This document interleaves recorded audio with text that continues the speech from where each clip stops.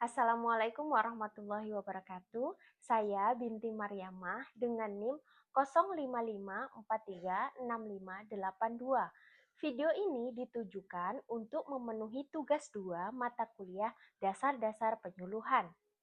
Pertanyaan pertama, komunikasi secara umum merupakan proses penyampaian informasi, ide, atau gagasan dari komunikator kepada komunikan. Contohnya, dua orang yang sedang mengobrol di kedai kopi, atau contoh lain, seorang ayah yang sedang membaca koran. Sementara komunikasi dalam penyuluhan merupakan proses pertukaran pesan yang bertujuan untuk mengubah perilaku, pengetahuan, dan keterampilan sasaran. Sasaran tersebut bisa petani, pelaku usaha, atau masyarakat lainnya. Contohnya adalah seorang penyuluh pertanian mengadakan pertemuan rutin kepada kelompok tani untuk mendemonstrasikan pembuatan pupuk organik cair. Pertanyaan kedua, cyber extension merupakan suatu mekanisme pertukaran informasi pertanian yang memberikan manfaat pada kegiatan penyuluhan. Sebagai media pertukaran informasi pertanian, mempermudah interaksi dan komunikasi antara petani dan penyuluh sehingga lebih efisiensi biaya, waktu, dan tenaga, serta mempermudah penyuluh dalam mengakses informasi atau materi penyuluhan, sehingga meningkatkan kompetensi dan kinerja penyuluh. Pertanyaan ketiga, penyuluh dapat mengefektifkan komunikasi dengan cara fokus pada pemahaman sasaran, ketepatan, dan kejelasan pesan, metode atau media yang digunakan dalam menciptakan komunikasi atau interaksi dua arah. Pertama, penyuluh memahami latar belakang dan sudut pandang sasaran agar dapat menyesuaikan pendekatan dan isi pesan yang akan disampaikan. Dengan menunjukkan kesediaan memahami pengalaman hidup sasaran akan dapat membangun kepercayaan dan membuat sasaran menjadi lebih dihargai. Kredibilitas penyuluh sangat penting untuk membangun hubungan yang lebih baik untuk menciptakan kepercayaan sasaran terhadap informasi yang disampaikan. 2. Penyuluh menyampaikan pesan dengan jelas dan bahasa yang tepat, seperti kata atau kalimat sederhana yang mudah dipahami oleh petani, dengan kejelasan dan tidak bertele-tele, atau bisa dengan menambahkan isyarat nonverbal untuk membantu memperkuat pesan. 3. Penyuluh menggunakan metode atau media yang sesuai seperti kunjungan rumah, pertemuan kelompok tani, atau dengan menggunakan media massa untuk jangkauan yang lebih luas dan pemahaman yang lebih mendalam. 4.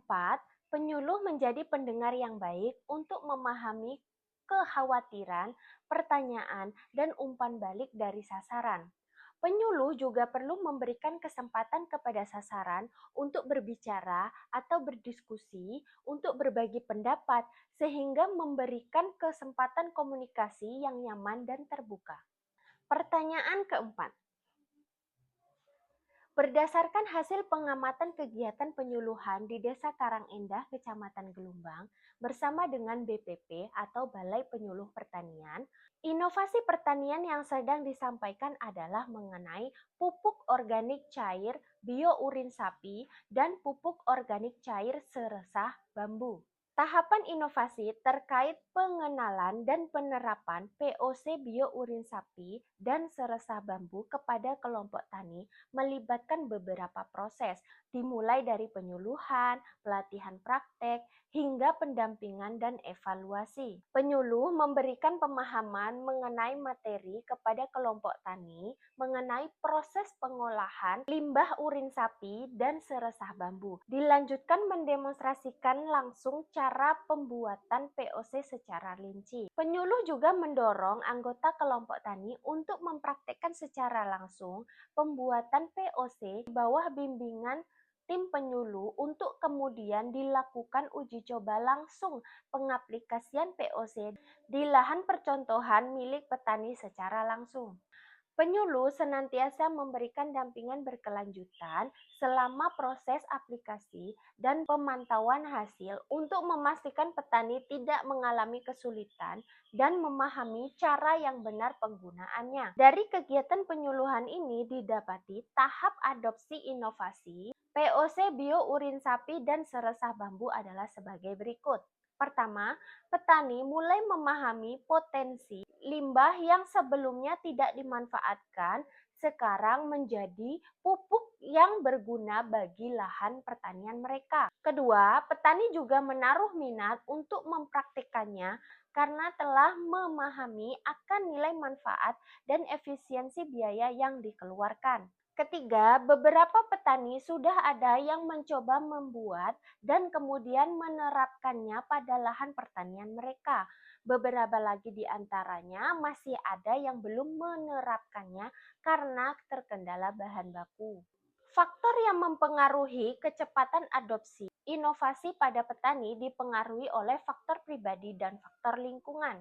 Faktor pribadi menjadi pendorong petani menaruh kesadaran atas informasi yang telah didapatkan dan menaruh minat karena kebutuhan sehingga petani aktif dalam mencari informasi. Petani juga menilai inovasi POC, urin sapi, dan seresah bambu merupakan inovasi yang punya nilai lebih dan lebih efisien dibandingkan dengan cara lama yakni pupuk sintesis yang mana mahal harganya sehingga menjadikan petani mau mencoba dan menerapkannya. Dua, faktor lingkungan. Adanya media, kelompok tani, dan tim penyuluh sebagai sumber informasi dan pengetahuan bagi petani. Keberhasilan dari petani lain dalam menerapkan inovasi ini juga menjadi salah satu faktor pendorong petani untuk menaruh minat sehingga mempraktekkannya secara mandiri. Meskipun dalam prakteknya tidak semua petani di Kecamatan Gelumbang, khususnya kelompok tani dalam bimbingan menerapkan inovasi tersebut, namun proses adaptasi inovasi penggunaan POC biourin sapi dan seresah bambu telah mendapatkan respon positif dan tidak mendapatkan penolakan. Demikianlah jawaban saya. Saya ucapkan terima kasih. Wassalamualaikum warahmatullahi wabarakatuh.